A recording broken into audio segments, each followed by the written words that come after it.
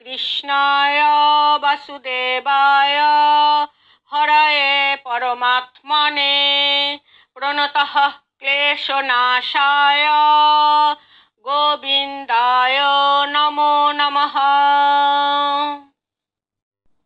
ভারতের গুজরাটের পশ্চিম উপকূলে এক প্রাচীন হিন্দু তীর্থ গোমতী নদীর তীরে দেবভূমি শ্রীকৃষ্ণ নগরী দ্বারকা ভগবান শ্রীকৃষ্ণের রাজ্যের রাজধানী ছিল। 22শে নভেম্বর 2023 ভুজ থেকে রাত 8টায় বাস ছাড়ল দ্বারকার। 23 তারিখ ভোরবেলা পৌঁছে গেলাম। একটা অটো করে গোমতী নদীর ঘাটে এলাম।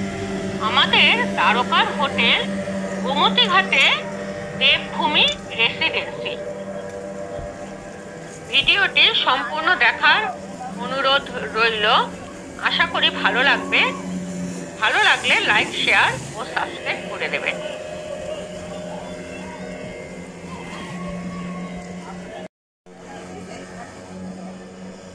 ঘাটে গরু অনেক। মহিলারা আটা মাখা বিক্রি করছে গরুদের তীর্থযাত্রীরা দেবে বলে বা নদীতে মাছেদের খাওয়ানোর জন্য। ওই ভোরেই স্পিড বোট চালু হয়ে গেছে। কেউ কেউ স্নানও সেরে নিচ্ছে।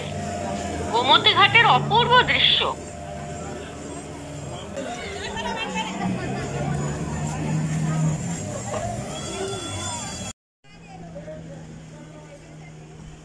আমাদের দোতলায় হোটেলের যে রুম দিয়েছে সংলগ্ন বারান্দা থেকে বা তার পাশেই ছাদ, সেখান থেকে গোমতী নদীকে খুব সুন্দর লাগলো।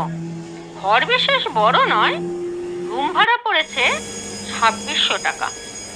হোটেলের চেক ইন সকাল 11টায় এবং চেক আউট সকাল 9:30টায়। আমাদের হোটেলের ঠিকানা ও ফোন নাম্বার ডেসক্রিপশন বক্সে দেখে নেবে।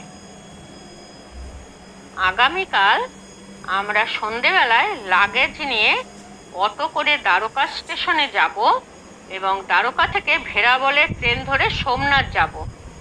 সেই কারণে ওই চেক আউটটা আমাদের 9:30টায় বলে আমাদের হোটেলের মালিক আমাদের লাগেজ যত্ন সহকারে রেখে দেবে। আমরা ভোরবেলায় ঘর ছেড়ে দেব, কারণ আমাদের সকালবেলা আমরা যাব ভেট দ্বারকা এবং অন্যান্য সাইট সিনগুলো করে নেব। দ্বারকা মানে দ্বার অর্থাৎ দরজা, অর্থাৎ মোক্ষদ্বার বা মোক্ষপুরী বা মোক্ষপুরীও দ্বারকাকে বলা হয়।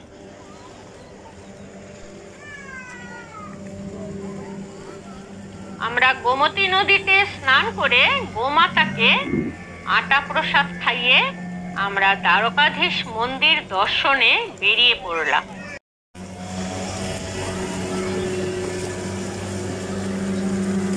কোথায় থাকবে?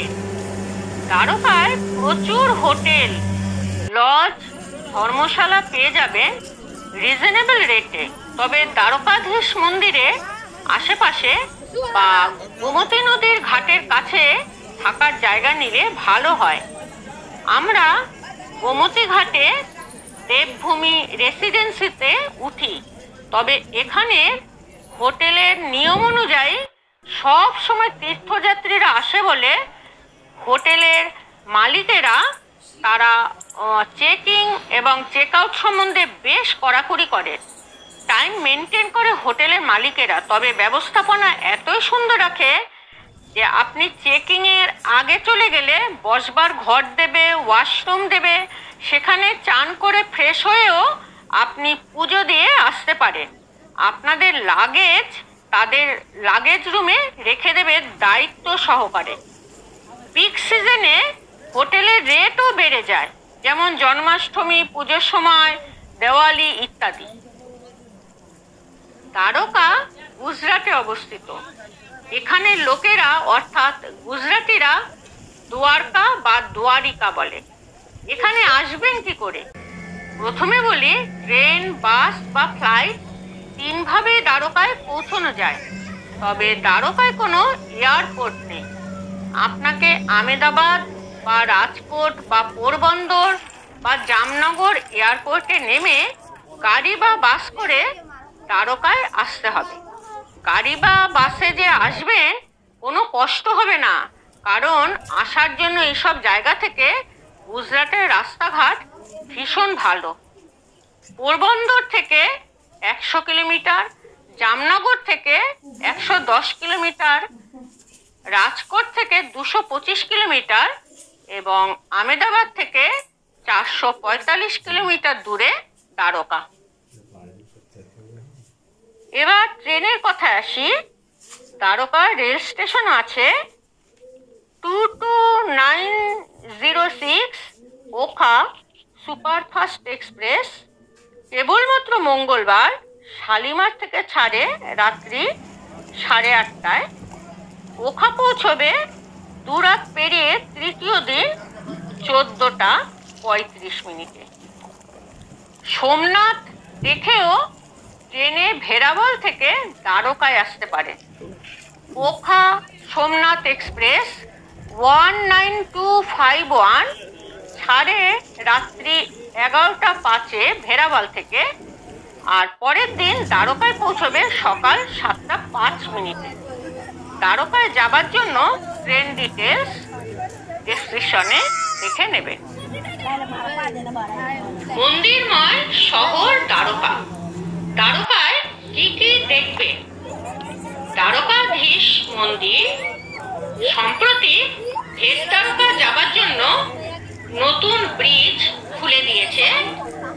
ওখা জেটি, ভেট দ্বারকা, মকরধ্বজ ও হনুমান মন্দির এবং অন্যান্য, সোনেকে দ্বারকা পাবনধাম প্রভৃতি, নাগেশ্বর জ্যোতির্লিঙ্গ মন্দির, রুক্মিণী দেবী মন্দির, আরব সাগর ও গোমতী নদীর সঙ্গম, পাণ্ডবদের 5 কুয়ো, সুদামা সেতু, গোপী তালাব ও ভারতেশ্বর মহাদেব মন্দির।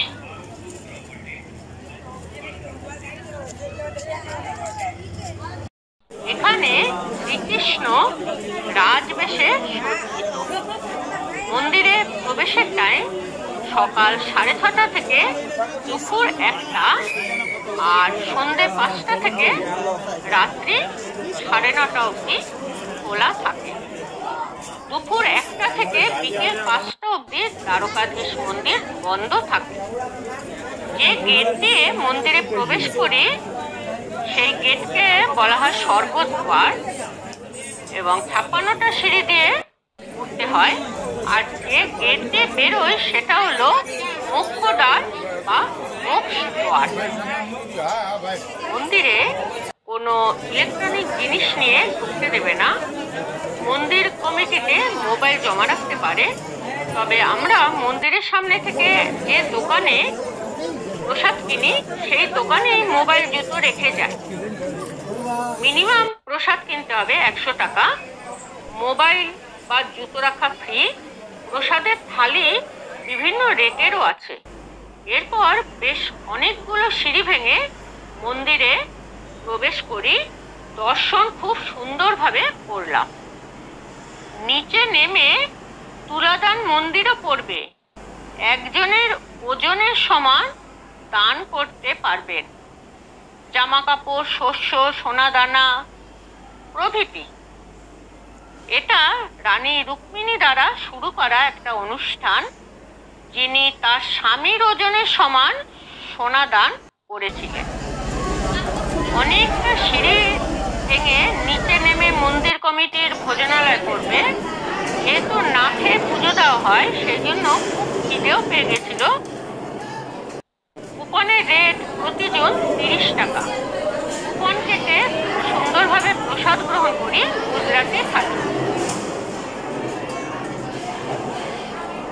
দ্বারকা মন্দিরের উপরের ধ্বজা বা পতাকা সূর্য ও চন্দ্রযুক্ত ত্রিভুজাকৃতি। 4 বার আরতি হয় দ্বারকাধীশে, 2 বার সকালে এবং 2 বার বিকেলে। সকালে হয় মঙ্গল আরতি ও শৃঙ্গার আরতি, সন্ধ্যেবেলায় হয় সন্ধ্যারতি ও শয়ন আরতি।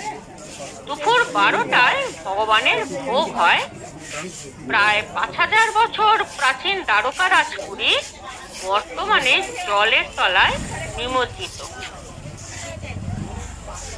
পুরুষেরা ধুতি ও ওপরে চাদর বা শার্ট পাজামা বা ফর্মাল প্যান্ট, মহিলারা শাড়ি সালোয়ার ওপরে দোপাট্টা, তবে হাফ প্যান্ট বা জিন্স প্যান্ট বা মিনি স্কার্ট পরে মন্দিরে যাবার অনুমতি নেই।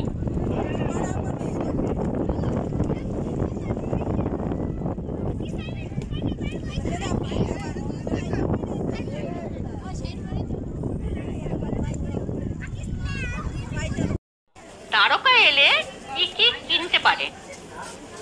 পাতনির জামা কাপড়, ঘাগরা, হস্তশিল্পের প্রচুর সম্ভার, শ্রীকৃষ্ণের মূর্তি এবং ঠাকুরের পোশাক ও অলংকার প্রভৃতি আপনাদের পছন্দ মতো কেনাকাটা করতেই পারে। কি খাবে? শ্রীনাথ খাবারের দোকান, এখানে প্রসিদ্ধ গুজরাটি থালি পেয়ে যাবেন।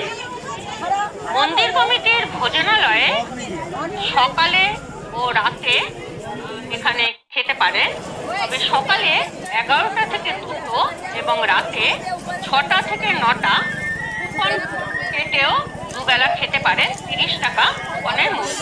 এছাড়া দ্বারকায় প্রচুর খাবারের দোকান, পছন্দ মতো আপনারা পেয়ে যাবেন।